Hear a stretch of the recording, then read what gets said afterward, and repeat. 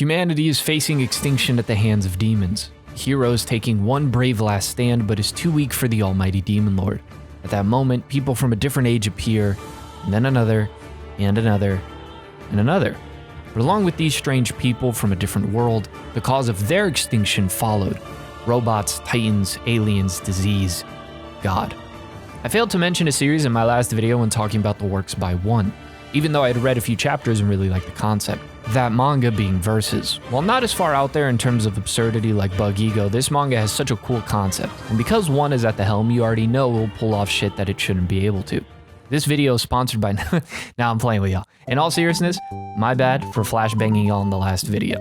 Sometimes I'll misbehave like that so I can spank myself while reading your mean comments. Versus follows our main character Hollow in the land of Sorcerion, battling against his natural enemy, the demons, a losing battle until other worlds collide.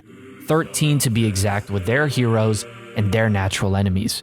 Sorcerion versus the demons, the Mecha Ordinance versus the robots, the Parasitica versus the parasites, the Titan's Crown versus the Titans, the disastrous Metropolis versus the Kaiju, Celestia versus the aliens, Gaia's Wrath versus nature itself, Neoterra versus the Neo-Humans, Insignia versus God, the Cursed Lands versus the Curse, Extremia versus the game, Land Lawless versus other humans, and Yggdrasian versus the World Tree. One has decided that if he is going to make an isekai or semi-isekai, he might as well go all in. It was like he was stuck on deciding the setting for his next story, and then jokingly said, I should just do them all. Took a bump, and got to work. If you are like me, which I hope you're not, you looked at this manga and thought, oh, Murata with one again, neat. But this stellar artwork is not Murata, but Azuma Kyotaru. You might recognize his artwork from Tenkaichi, so it makes sense one has teamed up with an artist that has already had a hand in bringing things from different eras together. But with all of these eras having their enemies in the same place, it seems that humanity is doomed. Extinction is right around the corner until a brilliant idea is brought up. If we can't handle our threats, then what about making the enemies fight amongst each other? See which ones can cancel each other out, and hopefully make the fight a lot easier as time goes on. At first, some of them think it's a terrible idea, and so Zabi decides to instigate, claiming the demons would destroy the rest anyways, leading to an argument about which one actually is dealing with the bigger threat in their respective world, and it's proving how easy it is to get groups to fight against each other. So even though extinction is the main problem, part of the conflict is also these people from vastly different worlds trying to understand each other and put their differences aside for the greater cause. I will say, the chapters coming out to this are pretty slow for a shonen, but I'm okay with that, partially because I am used to my favorite series coming out never, and also because each chapter has been really good. The comedy has been on point, and the action is so fucking good, because this artist was just made to do cool shit. Some of the most impressive pages that have been seared into my memory. This guy is off the leash because of the wide range of concepts and designs, all in one story.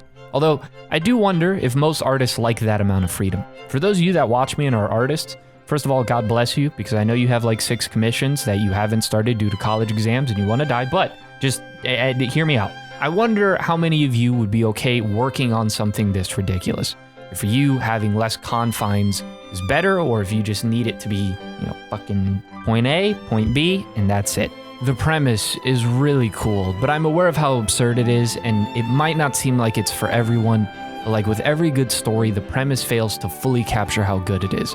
Monster, for example, I've recommended to all my friends, the same with Pluto, but I always have to end my description of those stories with dog, trust me, or I'll tell her what you did. But once someone has gotten into Urasawa, it's easy to imagine what the next story of his would feel like.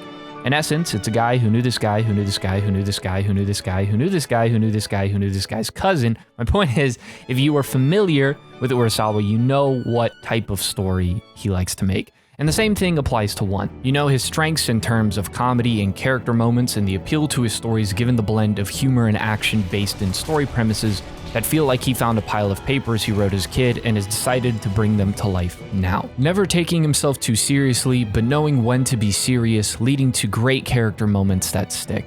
There is something extremely primal and satisfying that I can't explain, but it feels right when you see demons fighting aliens and then there's Godzilla. There's just something, I don't know, maybe this is one for the fellas, but you know what I'm saying? It's like Stone Cold talking shit. You just don't know. Something about it just feels right.